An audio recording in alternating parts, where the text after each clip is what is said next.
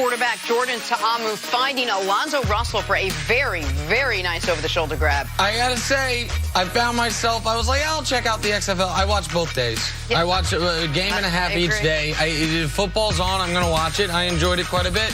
Does he hate me playing? Is that No. He's retired, man. Oh, come on. This is the old XFL. A little more now. Tampa Bay Vipers, New York Guardians. I watched this whole game. Vipers tight end Nick Truesdale holding on to the one-handed catch after getting hit hard across. There were some hard hits. There's some hard hits. Also, we don't have a highlight of it. The kickoff rule is fascinating. You love it. With the teams lining up 5 yards apart from each other and no one can move until the receiver catches the ball. All right, here we go. Jazz, Rockets, Bojan Bogdanovic nailing the buzzer beater on 2 Houston defenders. Howard. That was just phenomenal. I nearly jumped off my couch watching this one last night. Bogdanovic has been fantastic for the Jazz. We knew he was a good pickup last summer, but he has been everything and more for them. This shot absolutely will determine a playoff seeding for one of these two teams. Here we go. This is the play. BYU mascot, hands down. Cosmo the Cougar, launched from the three-point line by humans. Watch this. Catches the ball mid-air and manages to slam This it. is the most reckless thing I've ever seen done He's got enough on a padding college in there. campus that was regulated by the school. Enough padding. Forget the padding. People launched him. There was no trampoline. Of course. That's so impressive. Man, it is scary.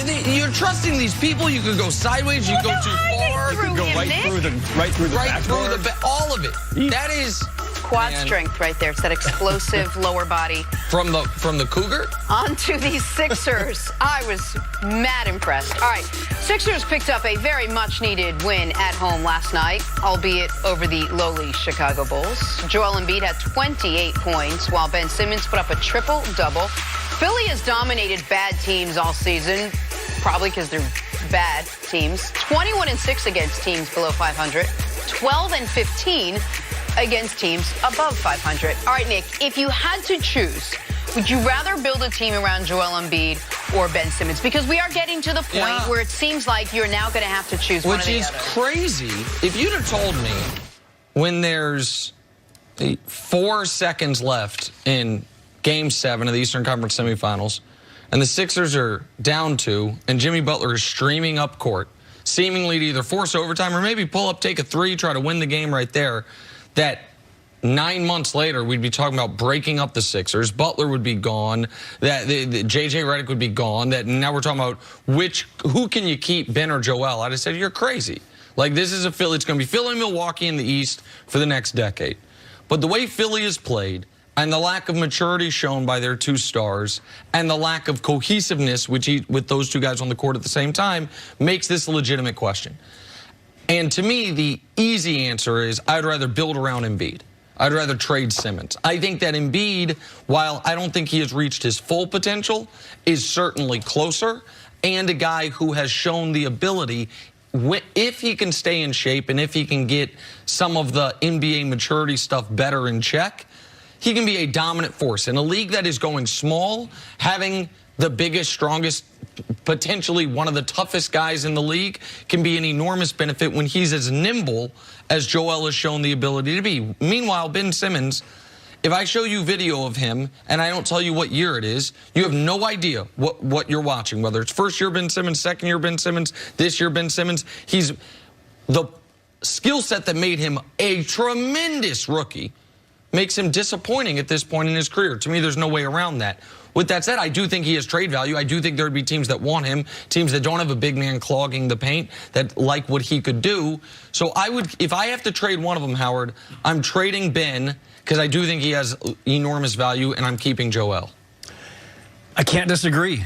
I can't disagree. And by the way, if anybody thinks, oh, it's premature, or why are these people already talking about trying to break these guys up, or the media's trying to, let me tell you something. This is the conversation around the entire NBA. This is what other teams are talking about too, that those two do not click well together, that the Sixers have hit a ceiling, and that it's inevitable. Whether it's this summer or by next year's trade deadline, whatever it's going to be, the clock is ticking on Simmons and Embiid. Now, that's ultimately up to the Sixers to decide, not all of the chatterboxes around the NBA. But that is the buzz around the league. And to your point, Nick, I lean Embiid also.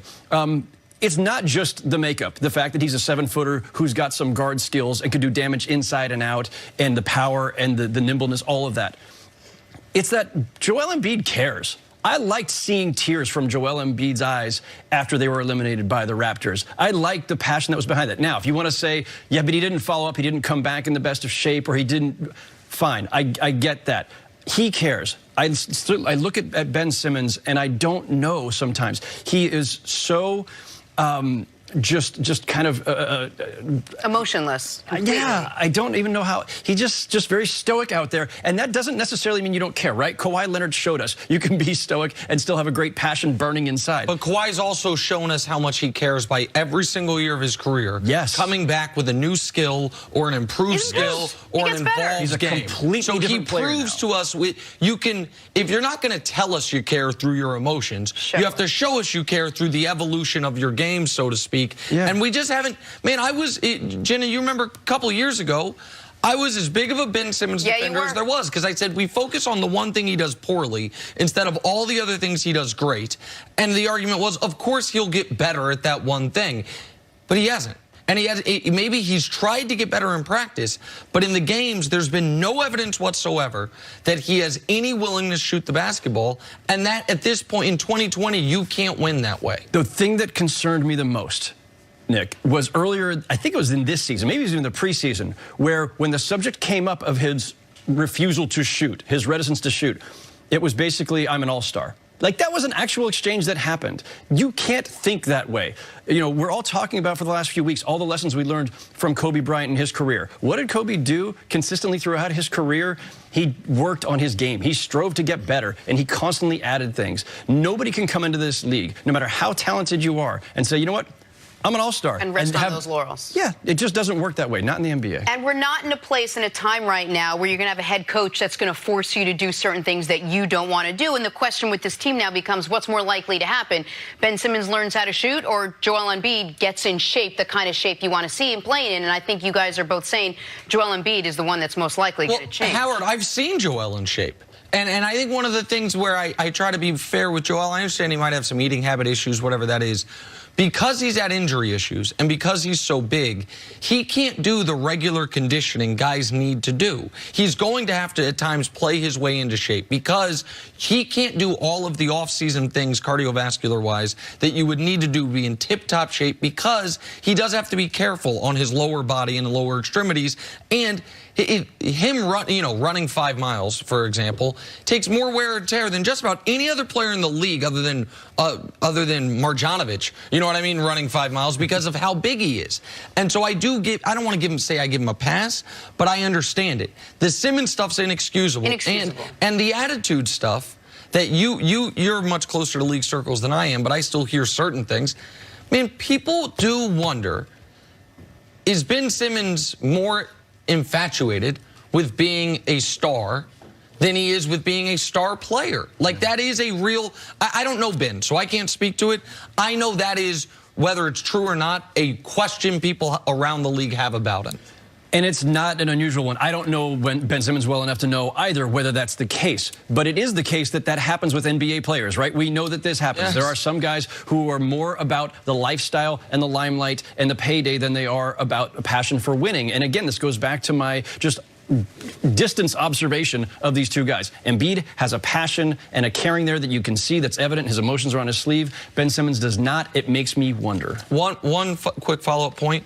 Because Ben Simmons might be on the trade block this summer, this was one of the reasons that I thought that Golden State trade was such an abomination. That if the Warriors end up with the #1 pick, which they have the worst record, I know you're far from it, I wonder what Philly says to D'Angelo Russell in the #1 pick for Ben Simmons. Because I think they can do better. You think who can do better? I think the Sixers can do better. If Simmons is on the block, they're going to be able to do better. Do better than even that. Okay, yes. Fair enough. The point, because I think Ben actually would fit great in Golden State, because he doesn't need to shoot, because you have all the shooting in the world around you. And I think D'Angelo Russell would be a much better fit next to Joel, even though Ben might be a better player than D'Angelo Russell. It's just, if Ben Simmons comes available, I think there's going to be a lot of people that feel like we can fix either what ails him, or we don't even won't even ask him to change because we don't have a Joel Embiid clogging the paint. Look, we've done the Sixers so many times. Every time we finish, I could easily say the same sentence. You can count on one hand the amount of times Ben Simmons has shot a three-point shot. What is it now, 3 or 4, maybe? It's Kyle O'Quinn has more threes than he does. There you go. Great. All right, we'll take a break. Coming up, should the Dallas Cowboys actually move on from Dak? Wait to hear why we're asking this next on First Things First.